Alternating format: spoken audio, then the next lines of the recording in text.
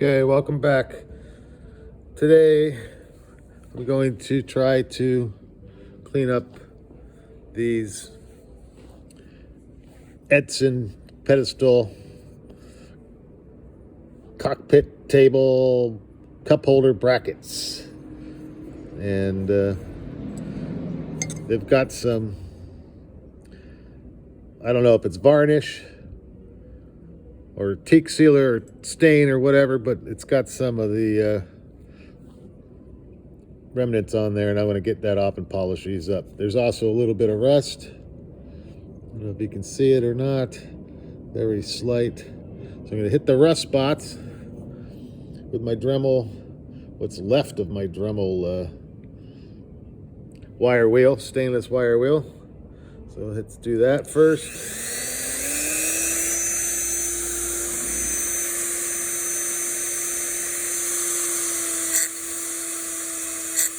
Try not to fucking do that and scratch it up worse. Yeah, just getting the rust off.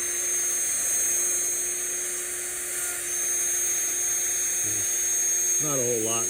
Some are here by the screws. I'm going to hit those up. Clean that shit off.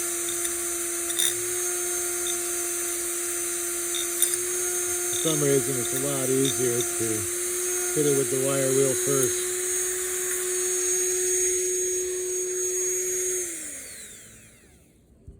And then hit it with the Scotch Brite pad.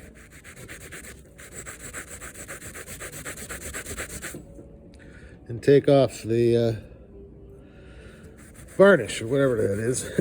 I think it's some kind of varnish, so we'll take that off. Most of it's gone already.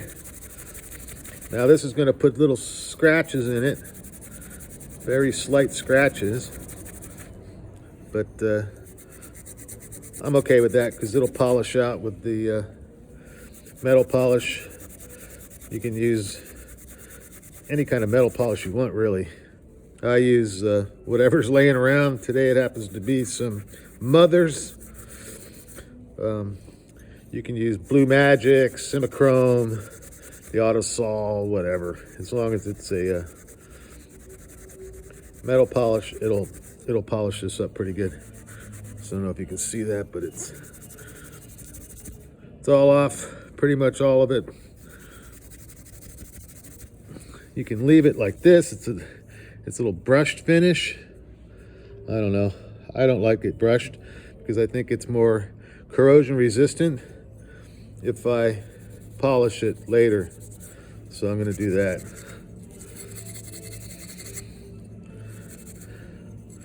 And it'll come back gleaming and pretty.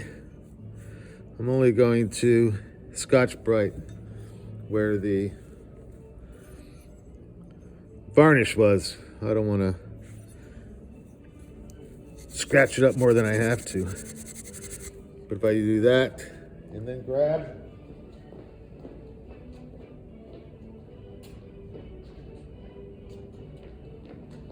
the metal polish. There's my metal polish rag. Some Mothers aluminum polish. Just grab some with my finger, put it on the rag, and then go to town. It's kind of a lot of work for a little piece, but if you want your boat to look nice and be nice, this kind of detail is absolutely necessary, in my opinion. And you might wonder, why do I spend so much time cleaning and polishing all these little fittings? Well, that will become apparent later. If you keep watching, you'll see what my ultimate plan is. I mean, obviously to sell the boat, but not just sell the boat. A little bit more than that. So here right now I'm polishing the bottom bit right now. We'll see how it comes out. Now you gotta frickin' push hard with this stuff. If you're just gonna pussyfoot around, just don't even bother. If you're gonna polish it, polish it. Do the edges.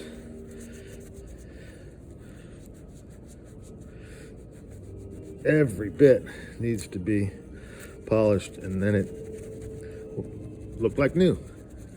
And because it's stainless, obviously, I'll state the obvious here, but because it's stainless and polished, it will be indistinguishable from new. People go, well, where'd you get the brackets? They're brand new. It's like, no, they're old, but I just cleaned them up. Really cleaned them up properly, not just wipe them off with some frickin' Windex or something. It's a multi-purpose cleaner. Because that shit, well, it'll get the dirt off. It won't look particularly nice.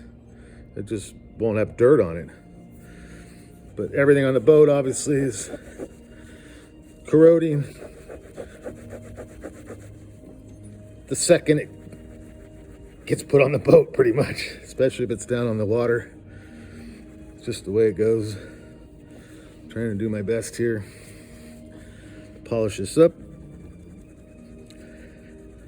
You notice in some other videos I have different techniques for doing this. I'm just doing this now so people can see.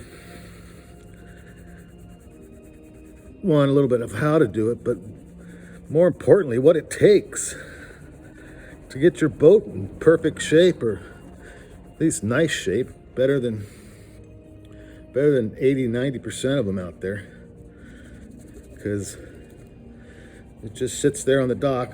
It's just deteriorating continuously, and this will help keep it looking nice, help with the resale. I mean, there's a boat right now, there's a Catalina 27, and the guy wanted, what he want, $13,000 for it here in it's not Redondo, it's in Marina del Rey. But the thing's, you know, how many, it's decades old. It's not been restored. It's not been repaired properly. It's just been sitting there, and he thinks it's worth all this money. And it's not. Because whoever buys it, one, they won't, if they don't know, they'll just buy it and say, oh, what a great deal. But it's not. It's a shit deal. Because it needs everything gone through. Every piece of rubber on the boat, every hose, every clamp, all the wiring, it's all shit. Or at least it's to be considered shit until it's inspected and restored or improved or whatever you want to do. But these boats aren't worth that much money unless you spend the time and effort, and you can see how much effort it is. This is just one little stupid bracket. But I tell you, my friends, if you do this, what else are you gonna do? Sit around and watch TV? Get off your ass and fix your boat. It's not hard, or it's not complicated. It might be a little difficult sometimes. It's effort. But what else are you gonna be doing? Sitting around at home? Get out of the house, get into the garage, the shed, whatever, and fix your boat up. And that's just a quick polish.